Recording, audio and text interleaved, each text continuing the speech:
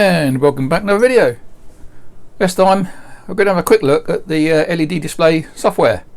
How I did it, what I copied from other places, roughly how it works. Hope you like it.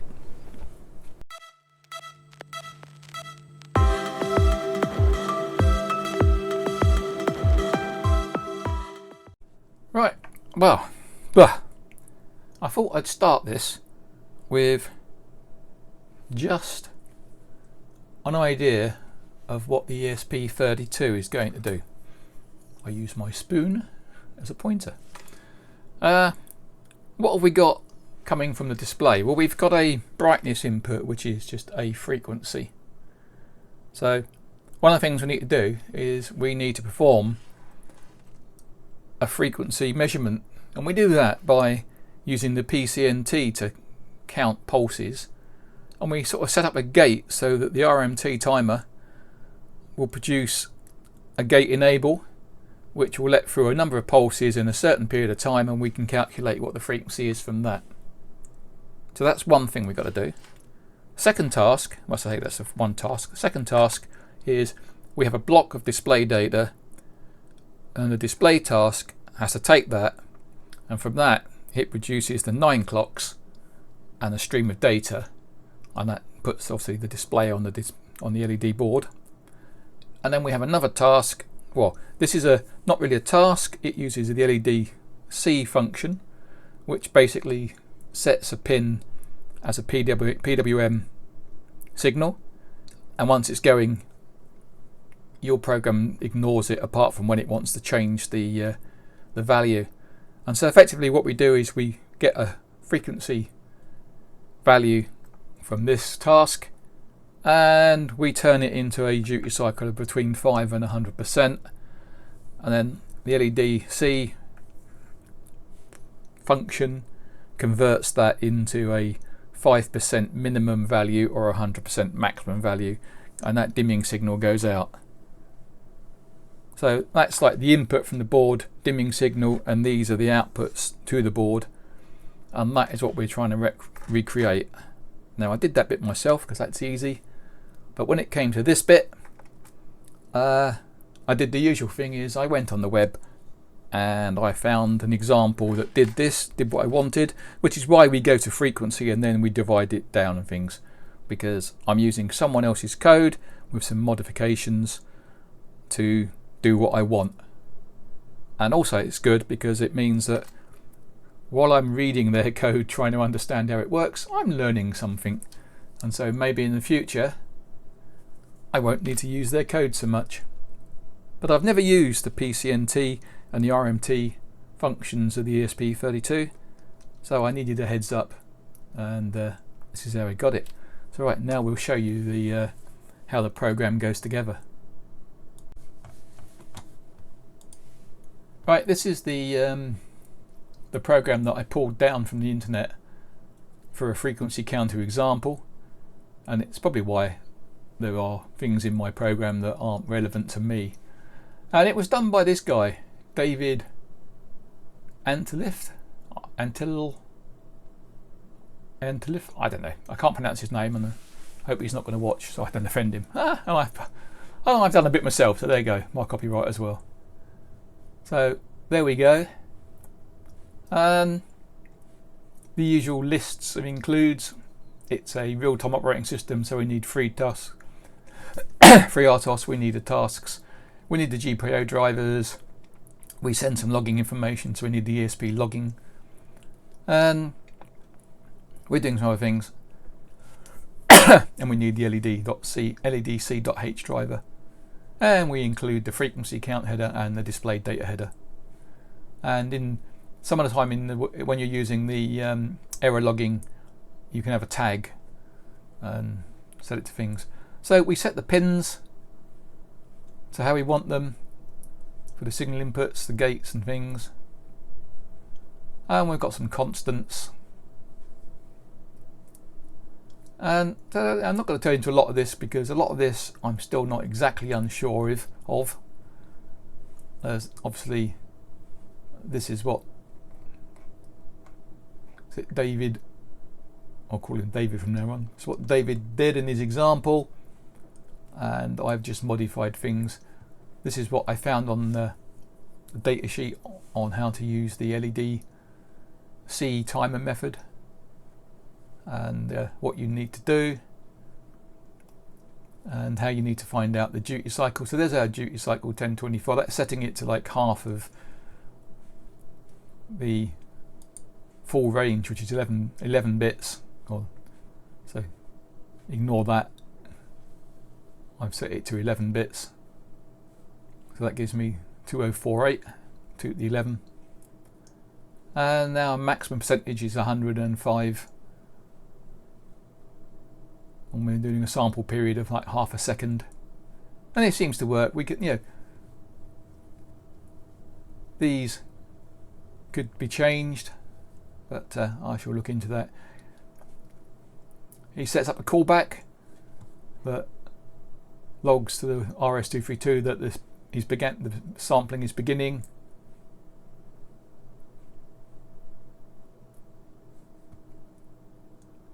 And then he calls the GPIO max in, which we're not using, so I could actually delete that. Well, not delete it, we're not using that. That was something he did that I'm not using, so we can take that one out because it's just a wasted statement. He was using a sig in function, which I might do a video on because I found that really interesting. So there may be a video coming up on how that works at a later date. And then there's a frequency callback at the end of the period. When he's measured the frequency, this gets called, and that passes the value.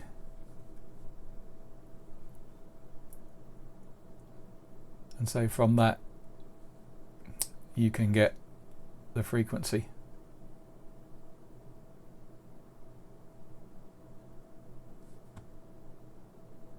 Actually, no, that one there is part of that function there. So I don't think I need that. So we'll tap that one out and see what happens later. That is part of this matrix inside, which I'm not using, so should be okay not having that. But we'll find out at some point. And the next thing I do down here is inside this frequency callback is I convert the hertz. I found that the frequency coming out on my bench was 16 kilohertz at bright levels. So I divided it by 160, which is like 100th of 16 kilohertz. So that should give me a range of like 1 to 100 for the different frequencies. And then I just compare. I just make sure that, if it's less than 5, make it 5. If it's greater than 100, make it 100. Usual sort of limit setting. And then because the duty cycle 100% is 248, well, I divided the 248 by 100 and then multiply it by whatever the value is in here, which will give me a duty cycle between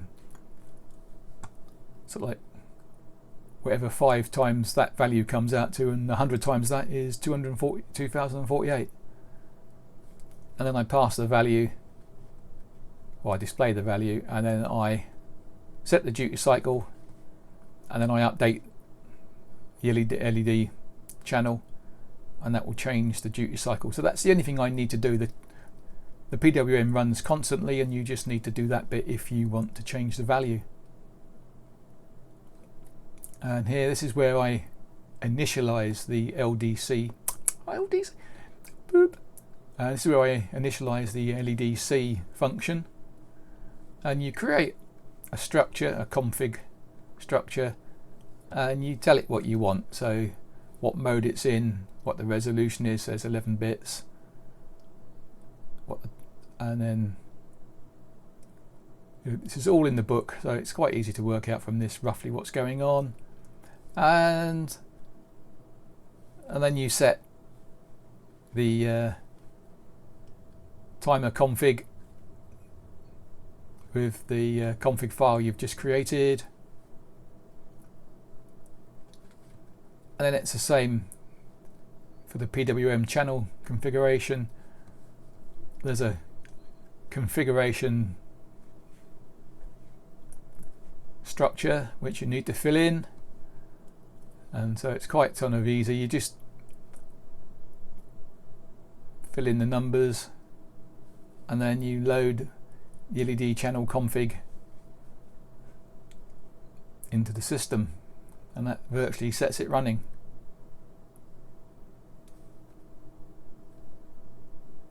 And of course, when we come to our main application, the first thing we do is we initialize the LED, and then we set up a config file for the frequency count. Now, I'm not going to claim I know exactly how this works, because this is what David created and I've not changed. And then here are the tasks. We set up the tasks. There's a frequency count task, and then there's a display task, and then we set them running, so they're running in the background. And if you want to know what these numbers mean, you can just go down to create task, and it tells you what they are. It's basically what the function's called, a human name for what the function's called, how much memory you want to give it, what data you're going to pass to that function when you call it, what its priority is, and I can't remember what the null is, that's the last one.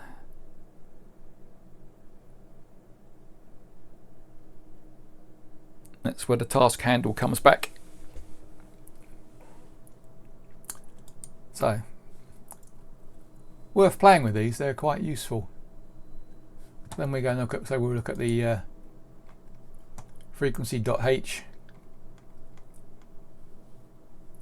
Again, he's creating his structure, so there's all the things that are in his structure, and he's creating the pointer, or he's exposing the frequency count task function to the outside world. And then we move on to the frequency counting bit. A new guy, Chris Morgan, he appears in this one. Not sure how much he did, but we'll include him anyway. I say, I'm not going to go through this too heavily because, you know, it's setting up the RMT function to produce the timing gate, and then, you know, loading the configuration and installing the driver. So I'm not going to go in. I shall come down here slowly so you can pause if you want to watch what it's doing. But you know, I'm not going to say that I know exactly how this is working. I've got an idea what it's called and what it's doing, but currently it's his program, and I know just enough to get it going. And so here's the task function that the create task calls, and it passes the parameters into here. Here we're just we're doing an assert on the parameters, and that's basically, I think, is just making sure that there is parameters before we try and use them. If there's no parameters there, then the assert will bomb out and stop the process. And then it's a matter of he's just ESP underscore log I is like log information, so that's basically like a printf, and it sends it out on the RS2 or on the defined port, which is normally your RS232 port. And then he's initializing the RMT function and initializing the PCNT function, and then the rest of it is just clearing it, setting things going, and calling things if it all works. Let's say that I'm not going to go into great depth on, because trying to work out someone else's code is hard. It means I've got to sit down for a long time with the code and the data sheets and the IDF booklet and work out what's going on. But you know, If it wouldn't work, that's what I would have to do, but it does work, it does what I want, and so I'm not going much further. Well, lovely colour balance here. But anyway, a badly drawn diagram. It should go in on the left and out on the right, whereas here it goes out towards the left, which is wrong. But I digress. Here we can see roughly how it works. There are 9 chips. Each chip has a data input and a clock input. The output from the data pin on the ESP32 goes into all the 9 chips in parallel. But each chip has its own separate clock. So first of all, you clock the data into chip 1, and then you repeat clocking the data into chip 2, and then 3, 4, 5, 6, 7, 8. So it's going to do one and then rinse and repeat and then go back round again if you want to. Or you could pause at that point and wait until the data has changed. Right, here we can see what the actual clock and data looks like. The data is shown with like these X's here because that's when the data changes. It can either be a high or low at that point. And the chip reads the clock input roughly as on the rising edge, and so you have this time here, data setup time. That's the time you need setting up your data lines to make them stable before you allow the clock to go high, and that's what you control in your software. And it's all pretty easy. It's just a matter of writing the data to a pin, waiting, setting the pipe high, setting it low, changing the data, waiting, so rinse and repeat again. And that's what my function does. So we'll look at that now. These are just the includes that we need. We need the FreeRTOS, we need the task header, we need the queue. These are all things we need. We need ESP_log if we want to send data back to a log file, and we need the drivers for GPIO, and we need the header file for this program. This is taken from the data sheet. There are 34 LEDs, so we need to provide 34 clock pulses for each set of data. We need a pin for the display data to come out on, and we need a pin for the 9 clocks. And these are all just sort of picked at sort of like to try and get them consecutive as best I could. This function here creates a kind of a pin selection mask, and it's basically just saying that take a 1, left shift it effectively 18 places, and all that with a 1 that is left shifted by 19 places, and it's just going to create a little binary number, basically what it's doing. And then we got a clock period of 5 milliseconds. It's just a random sort of pickup number, and a number for a delay. It's all kind of arbitrary because I'm not bothering to calculate how long it takes to set a clock high and how long it takes to set a clock low. It's just some numbers. The clock is 5 times longer than the setup time. We have a mask, and this is effectively provides a 1 and a whole load of noughts behind it, and that's used a bit later. And then of course we've got the maximum number of chips, which is 9, and just got a stupid little thing here. It says output. This outputs the data to the display. It takes no input because there's nothing in the brackets, provides no return data because there's a void, and it just outputs data to the 9 display chips, which it does. There is a clock source array that is just made up of the pin numbers.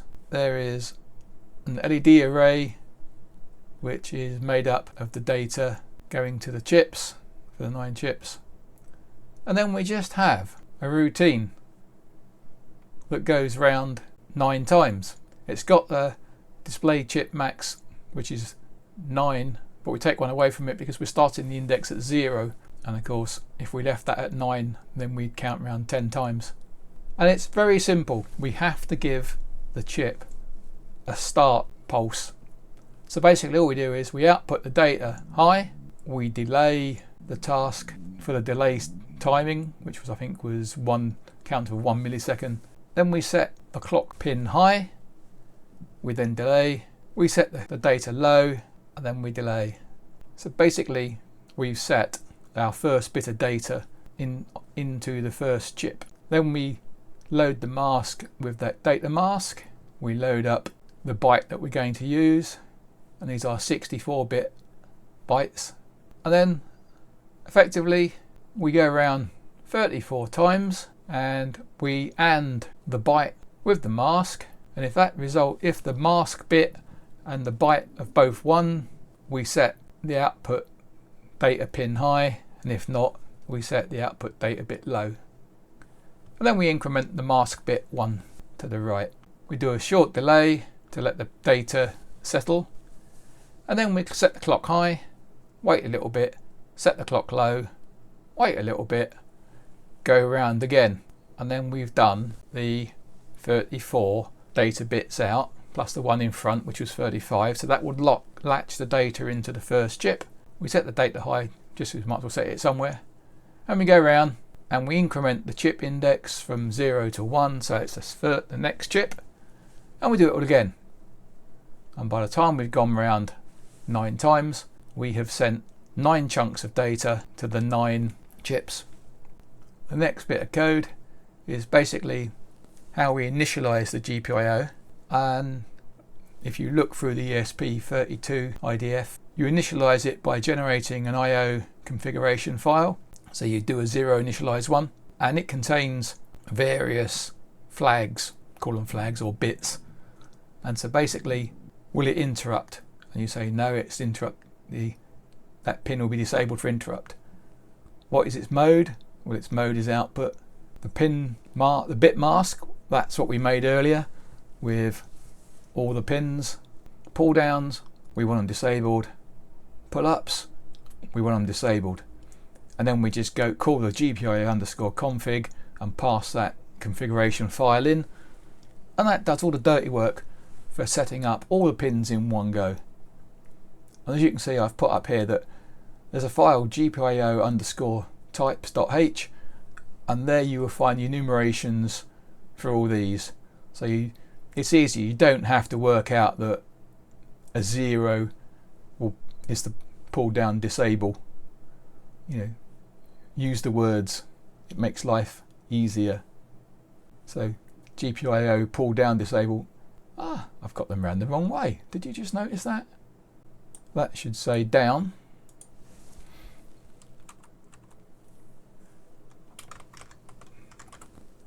And that one should say up. Not that it matters, because they're both zeros, but no, best to get them right way round.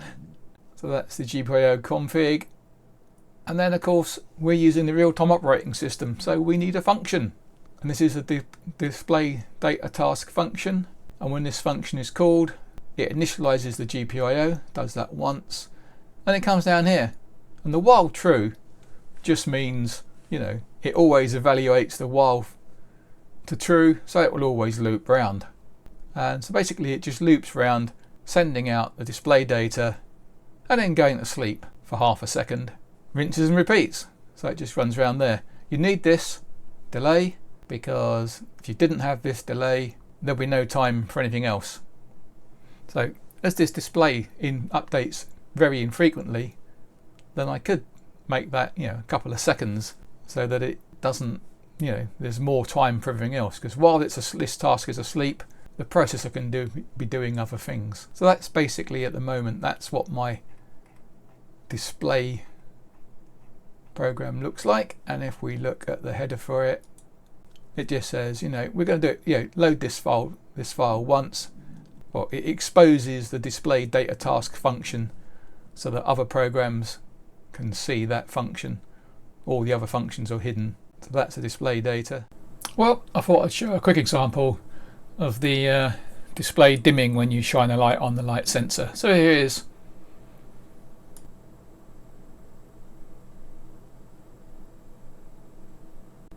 If you like this video and want to see more, hit the subscribe button, click on the like button, click on the notification bell for other videos.